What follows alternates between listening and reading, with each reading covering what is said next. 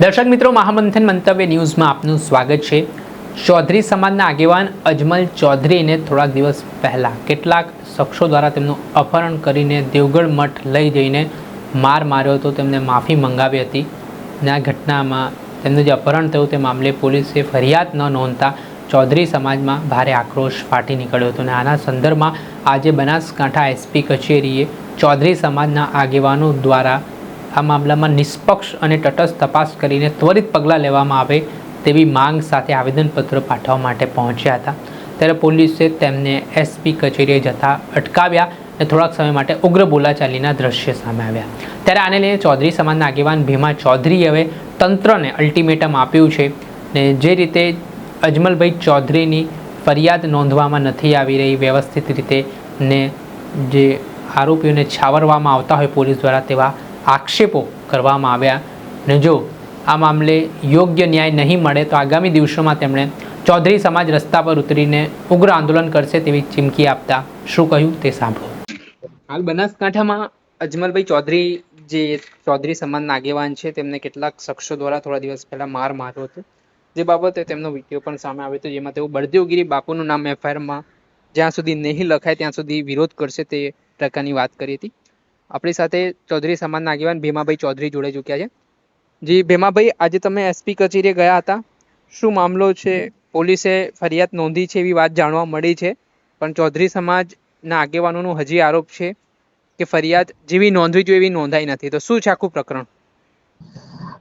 બિલકુલ ચૌધરી સમાજનો આક્રોશ મળી રહ્યો છે, કારણ કે એક તો 5 દિવસ પછી ફરિયાદ લેવામાં આવે છે, જે લિખિતમાં ફરિયાદ આપવામાં આવી હતી એનો કોઈ ઉલ્લેખ કરવામાં નથી આવતો, કારણ કે અજમલ કાકાને મોઢ માર મારેલો એ હોસ્પિટલ એડમિટ છે। એમની ફરિયાદમાં સહી કરાવવા માટે ત્યાં જાય છે, ફરિયાદ બચાવવા પણ આપી નથી। જ્યારે વારંવાર ઉઘરણી કરી તો મોડા સુધી સર્વર ડાઉન છે, તમને નકલ આપી છીએ એમ કરીને બીજા દિવસે સવારમાં નકલ પ્રેશર ઊભું થયું ત્યારે આપી, ત્યારે ખબર પડી કે એફઆઈઆર તો આખી જુદી છે।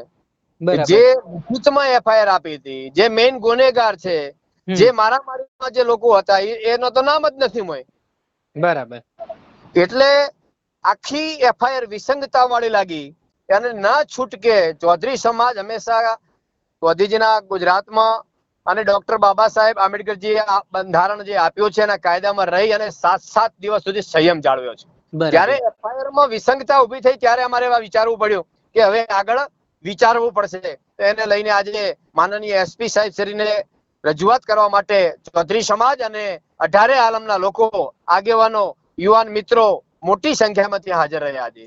ત્યારે આજે થોડુંક વિસંગતા વાળું ત્યાં પણ લાગ્યું, કારણ કે ડિસ્ટ્રિક્ટ જજ સાહેબના કોઈ કાર્યક્રમ હશે એટલે આખો એક ગેટ પણ બંધ કરી દેવામાં આવેલો, એટલે ટ્રાફિકનો માહોલ એવું બધું થોડુંક ઊભું થયું હતું અને અમે પણ થોડું ધ્યાન રાખીને ભાઈ સહયોગ આપવો જોઈએ અને જ્યારે એક પ્રકારની આવી કોઈ ઘટના હોય ને એમાં બીજી કોઈ તકનો લાભ ન લઈ જાય એના માટે વિચારીને અમે 5 આગેવાનો એસપી સાહેબને મળ્યા, અમારી રજૂઆત સાંભળી અને એમને આખી હકીકતથી વાકેફ કર્યા।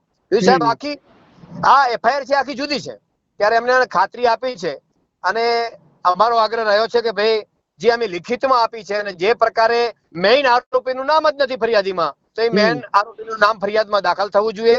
અમે નથી ઈચ્છતા કે ખોટા માણસો ખોટામાં આવે, એ સાચો છે એને તમે ગુનેગાર તરીકે નામ એમાં એડ કરો, એના કડકમાં કડક કાર્યવાહી કરો।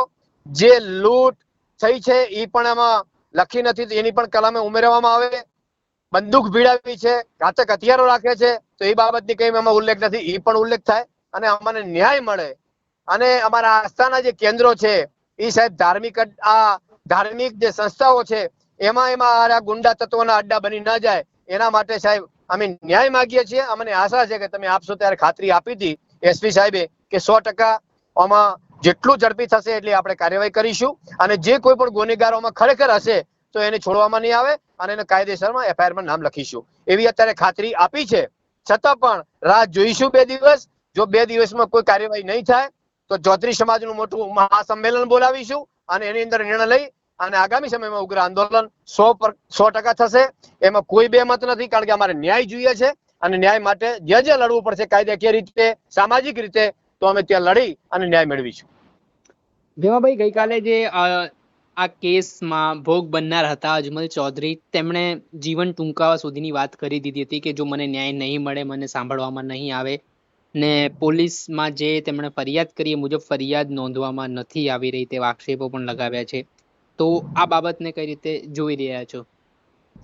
બિલકુલ સાચી વાત છે સાહેબ. એક સમાજનો પ્રતિષ્ઠિત વ્યક્તિ હોય અને એમનો કોઈ ગુનો ના હોય, ખોટી રીતે એમનું અપહરણ કરવામાં આવે અને એમને ઢોર માર મારવામાં આવે, એનાથી તો વિશે સાહેબ નિવસ્ત્ર કરીને માર મારવામાં આવ્યો છે અને એ મહાનતે માર્યા છે અને એમના ટપોરીઓ લુખાઓ દ્વારા માર મારવા, ત્યારે એ અપમાનિત થયો હોય તો સ્વાભાવિક છે એની કેટલી લાગણી એમના પરિવારની, સમાજની દુભાણી છે એ તો સાહેબ એમને જ ખબર પડે. અને એટલા માટે એમને જે નિવેદન આપ્યું છે એ આઘાતમાં છે અને એટલા માટે કીધું કે જો મને ન્યાય નહીં મળે તો મારે ન છૂટકે એ પણ પગલું ભરવું પડશે. તો હું તો વિનંતી કરીશ એમને કે આવા કોઈ પગલા નથી ભરવાના. આપણા હજી પણ કાયદો ટકેલો છે, ન્યાયમાં મને વિશ્વાસ છે, ન્યાયતંત્ર ઉપર. તો કાયદાકીય રીતે અને સમાજની રીતે આપણે લડી અને 100% ન્યાય મેળવીશું, ચિંતા કરવાની નથી, એવું આશ્વાસન પણ અમે આપ્યું છે. ગૃહમંત્રીને શું કહેશો? કેમ કે એમણે કીધું છે કોઈ પણ ચમનબંધીઓને છોડવામાં નહીં આવે, ગમે એ વ્યક્તિ હશે કાયદો હાથમાં લેશો તેને સજા એટલે કિંમત ચૂકવવી પડશે. હવે સાહેબ મારે મુખ્યમંત્રી સાહેબને કહેવું છે, ઘણી બધી એમની વાતો આપણે સાંભળીએ છીએ ત્યારે ઘણીવાર એમાં હસી મજાક જેવું થઈ જાય છે. કારણ કે જે આ એફઆઈઆર થઈ છે ને, કોઈ તો પોલીસ એમની જ છે ને સાહેબ. કેટલી વિસંગતતા છે. આખા વિડીયો વાયરલ થઈ ગયેલા છે, આખા ગુજરાતે જોયું છે, જનતાએ જોયું છે. જનતા ખુદ લખી રહી છે કે સાહેબ આ તો ખરેખર અમને તો સજા થવી જોઈએ. બાવો બેઠા બેઠા એક રિવોલ્વર બતાવી રહ્યો છે, રિવોલ્વરનો વિડીયો વાયરલ થયો છે, ખુદ એમને ઢોર માર માર્યો છે, તો એમાં તો કોઈ એમના નામ જ નથી. એટલે આખી વિસંગતતા ઉભી થઈ ત્યારે મારે હર્ષોક સાહેબને કેવું છે કે આપની પોલીસને થોડું જણાવો, ના હોય તો એમને થોડું શીખવાડો કે કઈ રીતે ખરેખર કાયદામાં સાહેબ પોલીસે વિડીયો ઉતાર્યા છે એમના અને એમને ખરેખર માનસિક ટોર્ચર કર્યું છે કે ભાઈ તમે તમારી જાતે આવ્યા છો, તમને કોઈ માર નથી મારવામાં આવ્યો. પણ એની પહેલા જે લુખ્ખા તત્વોએ જ વિડીયો વાયરલ કરેલા છે. એટલે પોલીસ પણ આમાં સંડોવાયેલી હોય ને એવું તો પહેલા તબક્કામાં લાગ્યું. એટલે વારંવાર કહીએ છીએ અને એ સાબિત થયું સાહેબ એફઆઈઆર ઉપરથી કે પોલીસ પણ મળેલી છે. ચોક્કસથી ખૂબ ખૂબ આભાર ભીમાભાઈ, તમે જોડાયા અને આ મુદ્દે વાત કરી. Thank you. થેન્ક યુ ભાઈ, થેન્ક યુ. જે આપણે સાંભળ્યા હતા ભીમાભાઈ ચૌધરી, જેઓ ચૌધરી સમાજના આગેવાન છે. હવે ચૌધરી સમાજ લડી લેવાના મૂડમાં છે. આ મામલે પોલીસ વડા દ્વારા આશ્વાસન આપવામાં આવ્યું છે કે આમાં જે પણ ખૂટતી કાર્યવાહી છે તે કરવામાં આવશે. જોવાનું રહ્યું કે હવે આગામી સમયમાં કઈ રીતની પરિસ્થિતિ આ કેસમાં જોવા મળે છે. દર્શક મિત્રો, આવા જ વિડીયો જોવા માટે મહામંથન મંતવ્ય ન્યૂઝ જોતા રહો, લાઇક કરો અને વધુમાં વધુ શેર કરો.